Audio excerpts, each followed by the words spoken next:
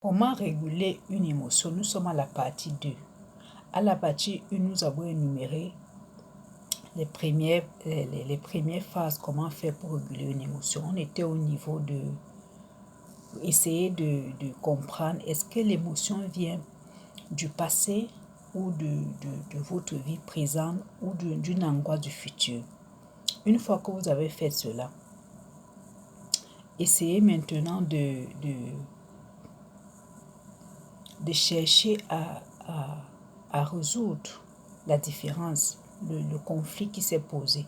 La personne, par exemple, qui vous a mis en colère, vous devez en parler avec la personne. Mais vous devez utiliser la communication non violente, si vous savez la faire.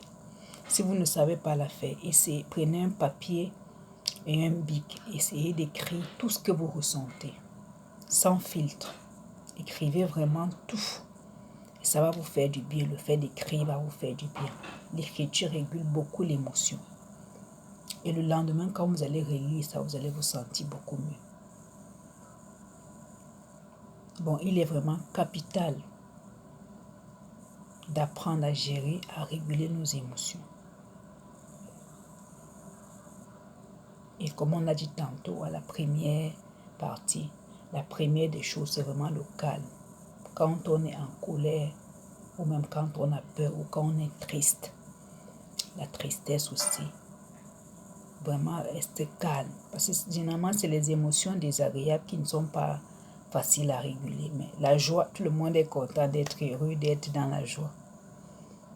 Bon, la première des choses, vraiment, de rester calme, respirer, parce que pendant cet état, notre corps est chaud, très chaud, mais bon, le calme va nous permettre de quitter du chaud au froid.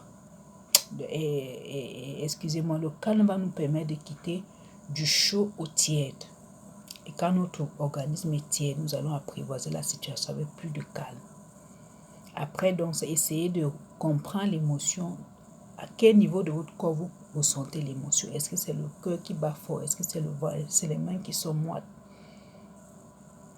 Après, donc, à quelle échelle, à quel niveau d'énergie vous ressentez l'émotion? D'une échelle de 10, d'une échelle de 1 à 10. Est-ce que l'émotion vient du passé? Est-ce qu'elle vient du présent? Est-ce qu'elle vient du futur?